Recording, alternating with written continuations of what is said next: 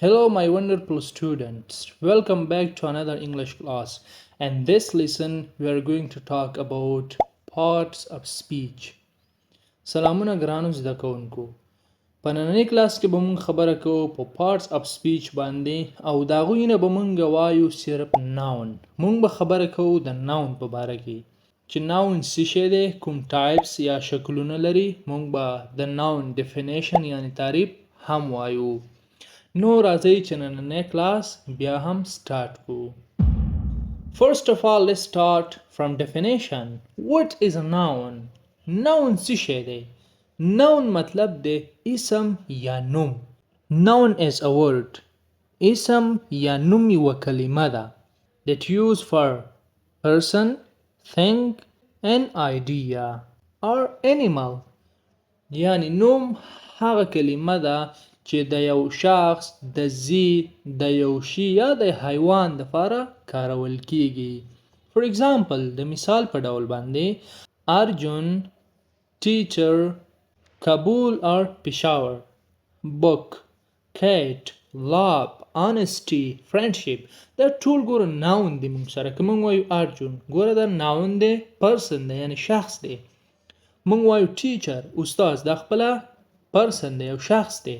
موږ وایو book، کتاب وایو، کتاب خپله یو شی دی، think. موږ وایو honesty، وفاداری یا ایمانداری، دا خپله چی شو موږ سره idea یا concept. که د یو شي نوم وي نوم، نو هغه خپله noun دی. که یو کس دی، که یو شی دی، که حیوان دی، که هر څه دی او چې د دې نوم وو، بس دې ته noun دی. دا خپله بیا چی شو noun شو. لکه مونږ چې کله شخص وایو person، مونږ وایو ارجن، د خپله چی شو یو نوم شو، دا شخص دی. احمد، teacher, doctor, student، دا خپله چی شو persons یعنی شخص. place، ځای چې مونږ کله وایو school، mosque، mosque مطلب جومات، hospital، market، دا ګوره خپله ځایونه شو کنه. جومات خپله یو ځای دی، hospital خپله یو ځای دی، market خپله یو ځای دی. think، شی چې مونږ وایو book، phone دا خپله شیان دي، pen، table، car. animal، حیوانات چې مونږ کله وایو cat پیشو، dog سپی، horse اس، cow غوا، lion زمری. بل مونږ idea چې وایو مفهوم یا پدیده ورته هم په پښتو کې وایي. love، ګوره مینه، مینه چې دی دا هم یو نوم دی، خو دا شی دی یو idea یو مفهوم دی، مونږ ته ښکاري نه، مونږ یې ټچ کولی نشو. peace، سوله یا صلح. happiness، خوشحالي. freedom، ازادي. honesty، وفاداري یا رښتینولي. اوس به مونږ خبره کوو په types of nouns باندې چې مونږ سره د noun یا د نومونو څومره ډولونه دي. اولنی به مونږ وایو proper noun. proper noun خاص نوم یعنی ځانګړی خاص نوم. proper noun. proper noun is a noun that we used for a specific thing or people. یعنی proper noun چې نه مونږه د ځانګړي او خاص شیانو او خلکو دپاره کارو. لکه ارجن، ارجن، علي، احمد، دا ګوره خاص خلک دی او د دې دا نوم دی. مونږ وایو انګلیش، انګلیش ګوره اوس یو خاص زبان دی کنه، دې دپاره دې ته proper noun وایي. فرایډے، ګوره د جمعې ورځ چې دا کومه بله ورځ شته نه، خو جمعه ده، دا خپله یو proper noun شو یعنی خاص نوم دی. لکه علي is a student، علي یو شاګرد دی. ګوره علي چې مونږ کله وایو دا د خاص د دې کس نوم دی، دا عام نوم نه دی چې هر کس ته مونږ علي ویلی شو، نه دا د دې کس نوم دی. فرایډے is my favorite day، د جمعې ورځ زما د خوښې ورځ ده. نو دلته ګورئ فرایډے جمعه شو کنه، مونږ چې دی اوس نور ورځو ته فرایډے ویلی شو نه، دا خپله چی شو proper noun یعنی خاص نومونه دي.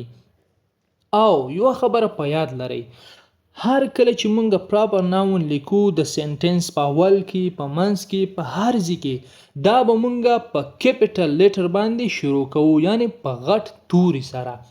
لکه دلته دې مثال کې وګورئ ارجن، ارجن، دا اولنی کې ارجن چې دی مونږ ای باید غټ ولیکو، بیا ایسته نور واړه ولیکو، مشکل نشته.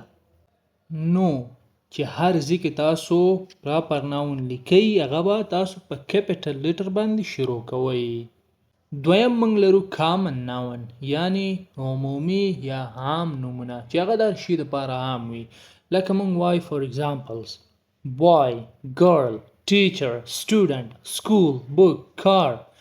لکه موږ boy هلک، اوس کوم هلک؟ دا خو موږ د مشخص نه دی کنه، خاص نه دی، عام نوم دی boy هلک. بس د دنیا چې څومره هلکان دي دې دپاره موږ boy کارولی شو.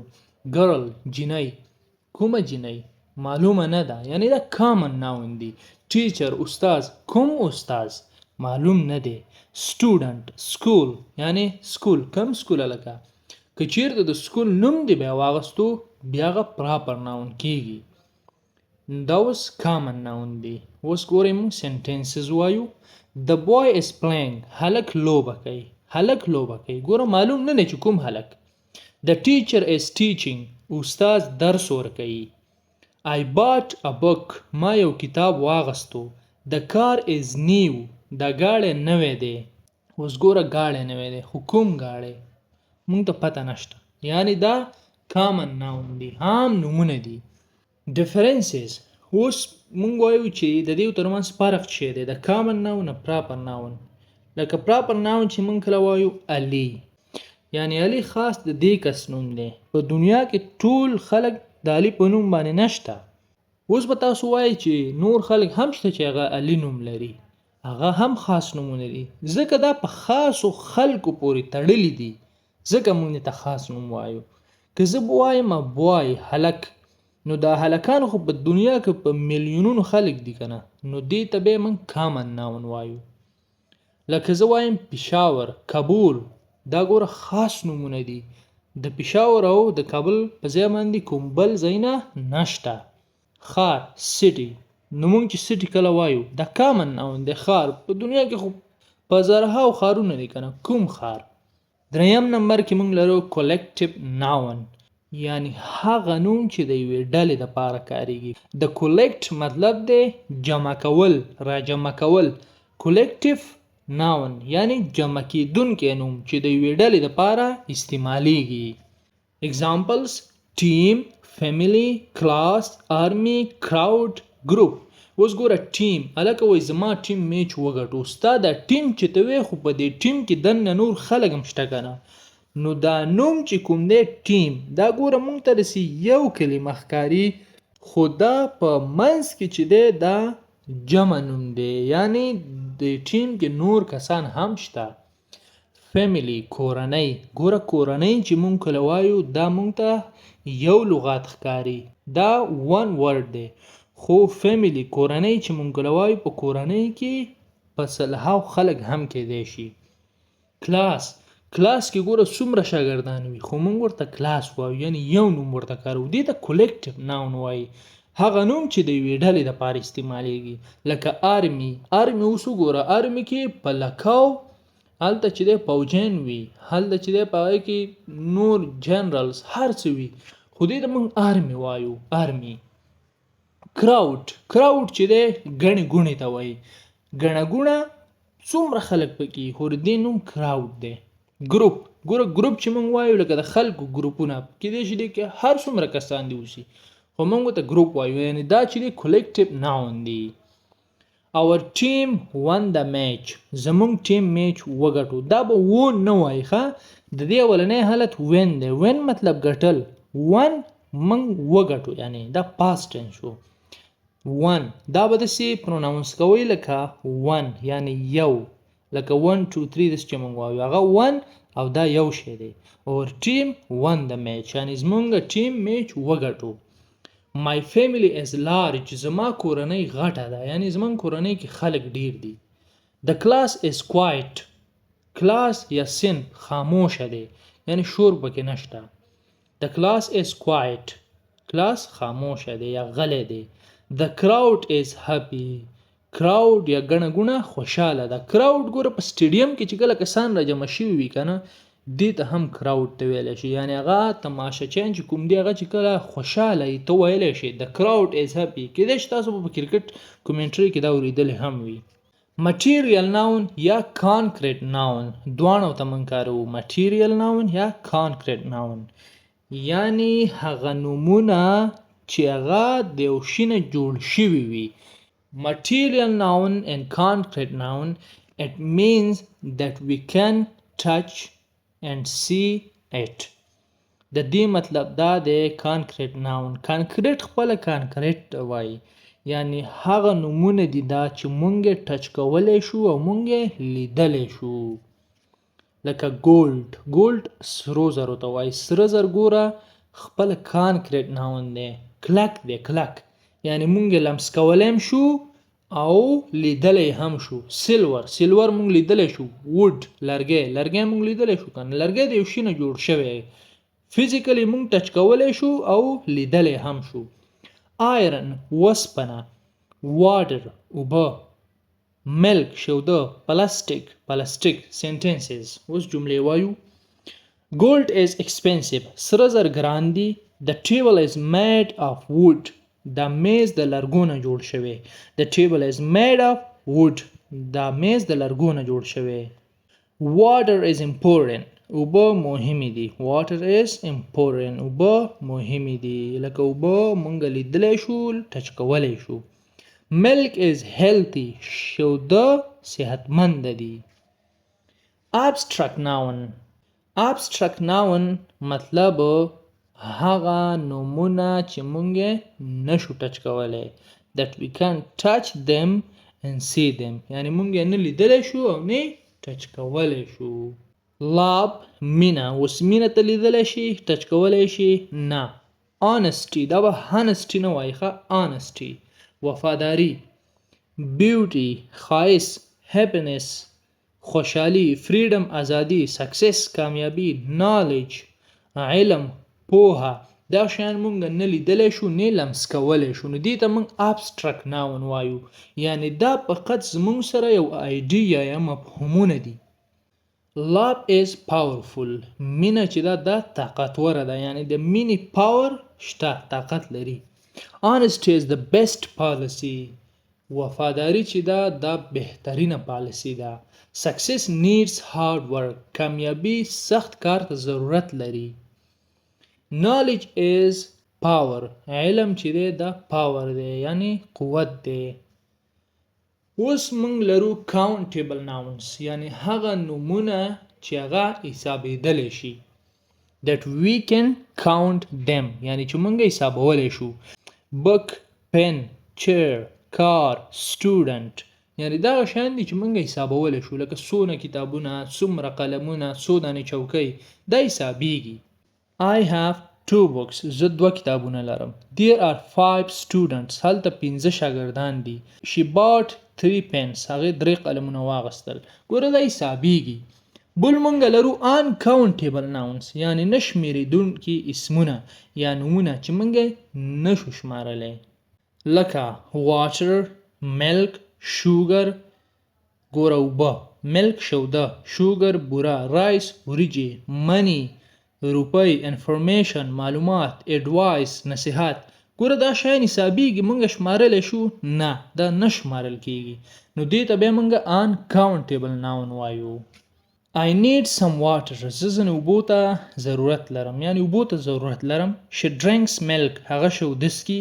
The information is useful معلومات ګټور دي. singular and plural nouns مفرد او جمع نومونه. اوس singular noun چې مونږ سره دي یعنی چې هغه یو نوم وي واحد. د singular مطلب دی یو واحد لکه book student car دا ګوره مونږ سره یو دي. cat پیشو. اوس مونږ چې دا کله plural noun کو یعنی جمع کو بیا ګوره cats جمع کیږي یو s ورکوو. students s ورکوو جمع. شاګردان cars ګاډي cats ایندا جمع شو مونږه څه کړو دا جمع کړل. I have 1 book زه یو کتاب لرم. I have 3 books ګوره books اسم ورکو جمع شو زه 3 کتابونه لرم. The student is studying او شاګرد مطالعه کوي. The students are studying شاګردان مطالعه کوي. ګوره اسم ورکو students. common mistakes چې موږ سره کومې راځي چې شاګردان یې جوړوي هغه به وایو لکه علي is a student. علي یو شاګرد دی. که چیرته دا علي تا کیپیټل لیټر په دی اول کې ونه لیکو یعنی سمال لیټر دی ولیکو علي او لاندې په دې دویم سنټنس کې اوس ګورئ علي is a student. نو په دې کې دا لاندې سنټنس چې دی دا موږ سره صحیح دی. دا علي ګوره پراپر ناون دی او ما درته ویل چې موږ کله په سنټنس کې پراپر ناون لیکو موږ به په کیپیټل لیټر یعنی په غټ توري باندې شروع کوو. دا ولنې تورې او لیټر چې د دې ورډ دی دا به موږ غټ لیکو. I have many book. زه ډیر کتابونه لرم. ګوره دا غلط ده. I have many books. زه ډیر کتابونه لرم. د book ته به اس ورکوي ځکه تالته ویل چې money نو money مطلب ډیر دا اوس جمع شو کنو نو بیا به box یعنی هلته به اس ورکوي. The informations are useful. دا سنټنس هم غلط دی. تاسو به داسې وایي The information is useful. د انفارمیشن ته به اس نه ورکوئ معلومات نه جمع کیږي چې تاسو وایئ معلوماتونه نه معلومات خپل دا یو موږ سره کولیکټیو ناون دی لکه مخکې چې ته ما ویل لکه ټیم فیملی آرمی هغې په رقم یو ناون دی دا خپله په داخل کې جمع دی. The information is useful یعنی معلومات ګټور دي. دا جمله صحیح ده. اوس سپیکینګ پریکټس موږ لرو. زه درنه پوښتنې کوم کیدای شي تاسو جواب راکړئ یا بیرته زه خپل هم جوابونه وایم. که تاسو کولی شئ چې جواب راکړئ نو ویډیو سټاپ کوئ زه درنه سوال کوم بیرته تاسو جواب راکوئ بیا ویډیو پلی کوئ. What is your name؟ ستا څه نوم دی؟ ته کولی شي ووایې My name is Ali. زما نوم علي دی. What is your favorite city؟ ستا د خوښې ښار کوم یو دی؟ My favorite city is پېښور or کابل. زما د خوښې ښار کابل یا پېښور دی. What is your favorite animal؟ ستا د خوښې حیوان کوم یو دی؟ My favorite animal is a horse. زما د خوښې حیوان آس دی. What is your favorite book؟ ستا د خوښې کتاب کوم یو دی؟ My favorite book is English grammar. زما د خوښې کتاب د انګلیش ګرامر دی. Practice part identify the nouns. اوس په دې پریکټس پارت کې به تاسو ناون چې کوم دی هغه ماته چې کوئ هغه ایډنټیفای کوئ ماته مشخص کوئ چې ناون دا دی. Ali is my friend. Ali زما ملګری دی. اوس دلته ګوره ناون کوم یو دی زموږ سره Ali. Ali خپل ناون شو نوم شو. friend ګوره ملګری هم یو نوم دی. I live in پېښور or کابل. زه په پېښور او کابل کې اوسېږم. نو دې کې دا کابل او پېښور خپل ناون دی. The dog is running. سپی منډه وهي. دا dog دلته چې دی ناون دی. Love is important. مینه مهمه ده. اوس love خپله چې شو ناون شو. My family is large. زما کورنۍ غټه ده. ګوره family خپله چې شو ناون شو. اوس به راته په اخره کې یو سمري ووایم چې پراپر ناون موږ سره وو خاص نومونه لکه هغه نومونه دي چې د خاص کسانو وي لکه علي یا کابل پېښور د UK د US دا ګوره خاص نومونه دي. کامن ناون لکه boy teacher book boy هلکان ګوره په دنیا کې په میلیونونو هلکان دي. دا boy یو کامن ناون دی یعنی عام نوم دی. collective noun لکه هغه نومونه چې خپله جمع وي لکه ټیم فیملی کلاس. بل کانکریټ ناون ذاتی نوم یا مټیریل ناون چې د هغه ذات ولري یعنی هغه شی وي چې مونږ یې لیدلی شو او هم یې لمس کولی شو ټچ کولی شو لکه ګولډ ووډ. بل لرو ابسترکټ ناون یعنی هغه نومونه چې هغه مونږ نشو لمس کولی او نه یې لیدلی شو لکه لاف مینه سکسس کامیابي هیپینس خوشحالي. او مونږ سره بل وو پلورل او سینګولر ناون چې هغه مونږ مفرد او جمع نومونه لرل لکه زه وایم بوک کتاب بوکس کتابونه یعنی په اس سره جمع کیږي. بل مونږ وویل کاونټیبل انکاونټیبل ناون یعنی شمیرېدونکي او نه شمیرېدونکي نومونه لکه زه وایم بوای هلک چې دی دا اوس حسابېږي که نه یعنی د حساب وړ شیان دي. خو که زه چېرته ووایم ملک شوده دا مونږ نشو شمارلی نه حسابېږي نه شمیرېدونکي نومونه دي. نو مونږ وویل چې ناون څه شی دی بیم پراپر ناون کامن ناون کولیکټیو ناون مټیریل ناون ابسترکټ ناون کاونټیبل انکاونټیبل سینګولر اینډ پلورل ناون دا ټول مونږ په دې درس کې زده کړل. نو thanks for watching. د کتلو دپاره درنه بیا هم مننه کوم. که تاسو د انګلیش په ګرامر په هر زده کې مشکل لرئ ماته په کمنټ کې وایي، زه به انشاءالله د هغې باره کې تاسو ته یو کلاس جوړ کړم. نو دې ویډیو ته یو لایک ورکړئ، ملګرو سره شریک کړئ، چینل سره سبسکرایب کړئ. انشاءالله نیکسټ ټایم به بیا میلاویږو.